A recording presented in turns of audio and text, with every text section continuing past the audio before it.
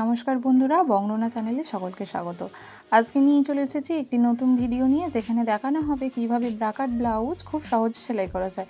কিছু টিপস এবং ট্রিক্স নিয়ে আজকের পুরো ভিডিওটি, সেজন্য পুরো ভিডিওটা অবশ্যই দেখতে হবে। আগের দিন আমি ব্লাউজ এবং অস্ত্র কিভাবে সেলাই করতে হয় সেটা দেখিয়ে দিয়েছি, অবশ্যই ওটা চেক করে নেবেন। আজকে দেখানো হবে কিভাবে ব্লাউজ সেলাই করতে হয়। তো আমি পার্টগুলো দেখিয়ে দিচ্ছি, একবার দেখে নেবেন, এরপর আমরা ব্লাউজ সেলাই করব।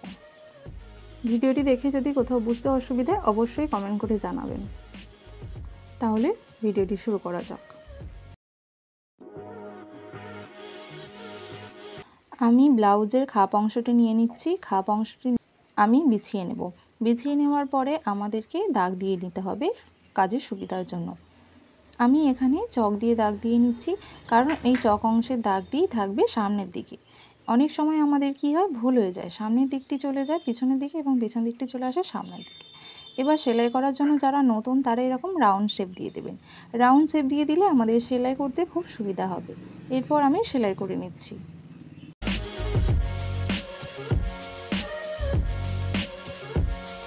রাউন্ড শেপটি সেলাই করার জন্য কোনোভাবেই টানাটানি করবেন না, ধীরে ধীরে সেলাই করবেন। সেলাই হয়ে গেলে আরও একবার সেলাই দিয়ে দেবেন, যাতে ডবল করে সেলাই হয়ে যায়।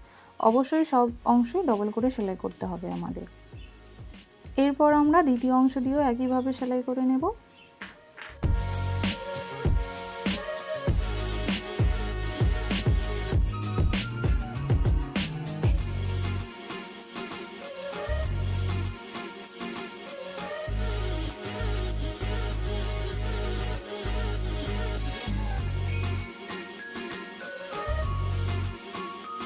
আমাদের দুটি অংশ সেলাই হয়ে গেছে। সেলাই হয়ে যাওয়ার পর আমাদের প্রথম কাজ হচ্ছে এটা দেখে নেওয়া, কারণ অনেক সময় কি হয়, এটা ছোট বড় হয়ে যায়, যার জন্য একদিকটা ছোট একদিকটা বড় হয়ে যায়।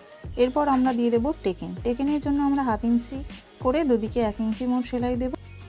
এবার নিচের পাটটিকে অর্ধেক করে ঠিক মিডল বরাবর একটি দাগ দিয়ে নিচ্ছি 1/2 ইঞ্চি করে। এখানে আমরা টেকেন দিয়ে দেবো। টেকিং দেওয়া হয়ে গেলে আমাদের কিন্তু কিছুটা সুতো এক্সট্রা রাখতে হবে।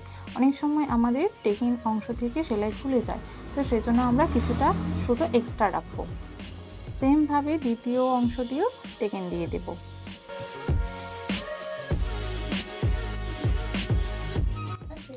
তাহলে আমাদের দুটি অংশ কমপ্লিট হয়ে গেছে। দেখতেই পাচ্ছেন কত ফিনিশিংয়ের সাথে কমপ্লিট হয়েছে। এরপরে আমরা এস পার্টটি অ্যাড করব। এস পার্টের কাঁধের অংশটি আমি চক দিয়ে দাগ দিয়ে নিচ্ছি এবং দাগ দিয়ে নিয়ে আমি একটু ফেলে নিচ্ছি। যারা নতুন তারা অবশ্যই এইভাবে ফেলে নেবেন, তাহলে কিন্তু আর কোনো অসুবিধা হয় না। অনেক সময় কী হয়, আর্মহোলের দিকে আমরা কিন্তু খাপ অ্যাড করে ফেলি, সেই অসুবিধাটা কিন্তু এক্ষেত্রে হবে না।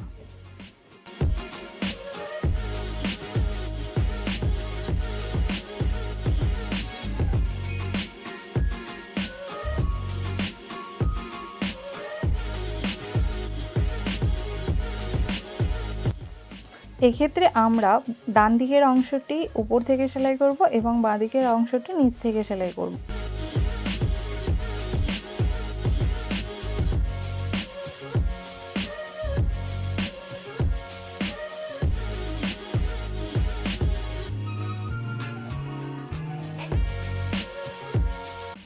আমাদের দুটি অংশ সেলাই করা হয়ে গেছে। এরপরে আমরা বেল্ট অংশটি অ্যাড করে নেব।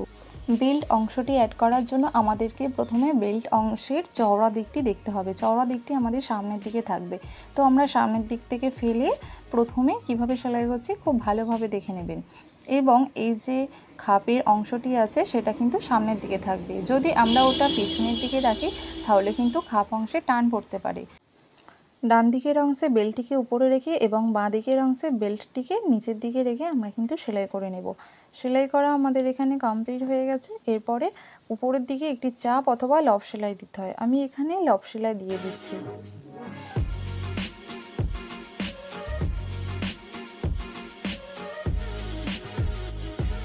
আমাদের এখানে বেল্ট অংশটি অ্যাড করা হয়ে গেছে। এরপরে আমরা হুকের পটি করব। হুকের পটির জন্য আমরা 1.5 ইঞ্চি চওড়া একটি কাপড় নিয়ে নেব।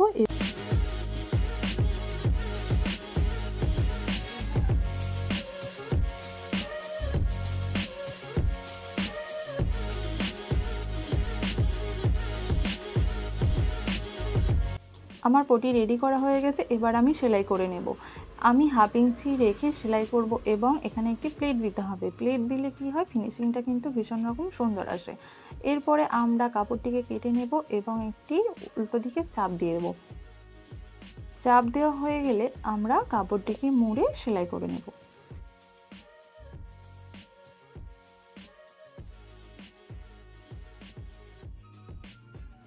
আমাদের হুকের পটি কমপ্লিট হয়ে গেছে, দেখতেই পাচ্ছেন ঠিক কিভাবে সেলাই করতে হবে। এইভাবে সেলাই করলে কিন্তু নতুনরা ভীষণ রকম সুন্দর একটি ফিনিশিং দিতে পারবেন। এবার আমরা নিয়ে নেব হুকের ঘরের জন্য। আমরা 3 ইঞ্চি চওড়া একটি কাপড় নিয়ে নিয়েছি হুকের ঘরের জন্য। হুকের ঘর করার জন্য আমাদের কাপড়টিকে উল্টো দিকে রেখে পটিটিকে তার উপরে বসাতে হবে। এক্ষেত্রে পটিটি বাইরের দিক থেকে আমাদের সামনের দিকে আসবে, সেটা কিন্তু অবশ্যই খেয়াল রাখতে হবে।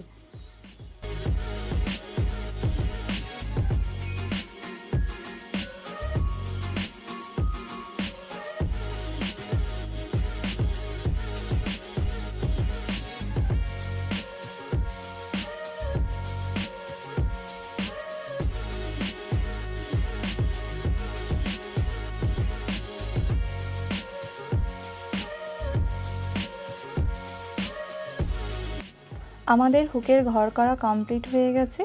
এবার আমরা হুক পটি এবং হুকের ঘরের যে পটি সেটিকে কিন্তু সমান করে দেখে নেব দুটো সোজা আছে কিনা। যদি সোজা না থাকে কিন্তু অবশিষ্ট অংশটি কেটে আমাদের বাদ দিয়ে দিতে হবে। এখানে কিন্তু আমার পুরোপুরি মিলে গেছে। আপনারা যদি ঠিক একই পদ্ধতিতে ব্লাউজটি বানান তাহলে অবশ্যই আপনাদেরও মিলে যাবে। এরপর আমরা গলার পটি করার জন্য একটু ওড়েপ কাপড় কেটে নিচ্ছি ঠিক 1 ইঞ্চি বরাবর রেখে।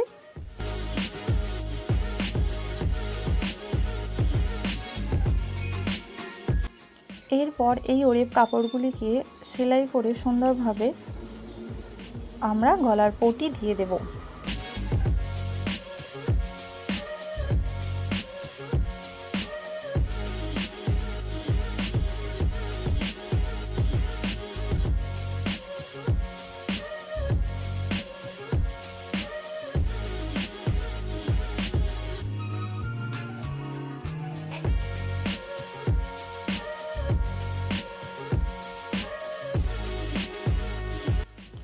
পটি দেওয়ার সময় আমাদেরকে খেয়াল রাখতে হবে যে অংশগুলো বেশি গোল রয়েছে সেখানে কিন্তু একটি করে আমাদের প্লেট দিতে হবে। প্লেট দিলে আমরা যখন কাপড়টিকে ফেলবো তখন কিন্তু সুন্দরভাবে পড়বে। এখানে আমি দুটো অংশে প্লেট দিয়েছি এবং এই অংশে একটি প্লেট দিয়ে দেব।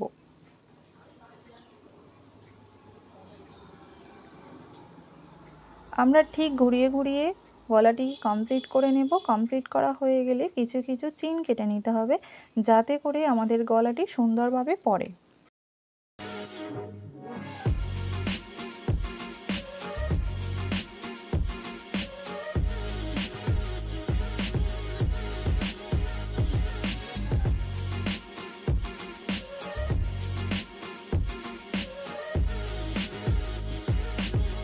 আমাদের সামনের গলা কমপ্লিট হয়ে গেছে। এরপর আমরা ব্যাক অংশটি অ্যাড করে নেব। ব্যাক অংশ অ্যাড করার জন্য আমরা ফ্রন্ট পার্টটিকে প্রথমে রেখে তারপর ব্যাক পার্টটি রেখে সেলাই করব। সেমভাবে এদিকেও একই, ফ্রন্ট পার্টটিকে নিচে রাখবো এবং ব্যাক অংশটি তার উপরে রেখে সেলাই করব।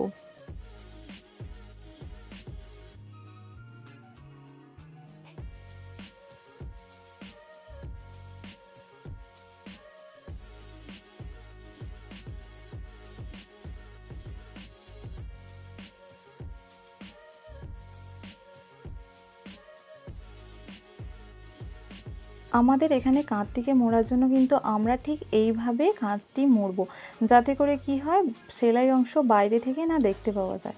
এরপরে আমরা হাতা অ্যাড করে নেব। আমরা হাতা কিন্তু সামনে এবং পিছনে দুরকম কেটেছি। এখানে যেহেতু তালু পাট রয়েছে সেজন্য এই হাতাটা কিন্তু এর সাথে ম্যাচ করলো না এবং এই অন্য হাতাটি নিয়ে নিলাম যেটা ম্যাচ করছে এবং সেটিকে মাঝ বরাবর রেখে কিন্তু আমরা সেলাই করে দেব।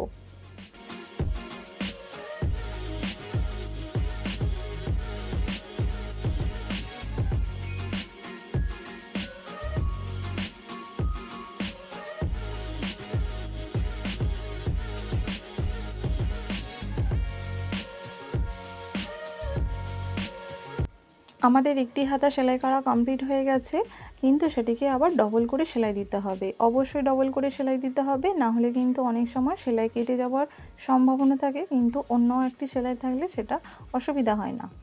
আমরা দ্বিতীয় হাতটি অ্যাড করার জন্য মাঝ থেকে নেব না, একেবারে প্রথম থেকে নিয়ে নেব। প্রথম থেকে নিয়ে সেলাই করে নেব, কিন্তু যারা নতুন শিখছেন তারা অবশ্যই মাঝ থেকে নেবেন।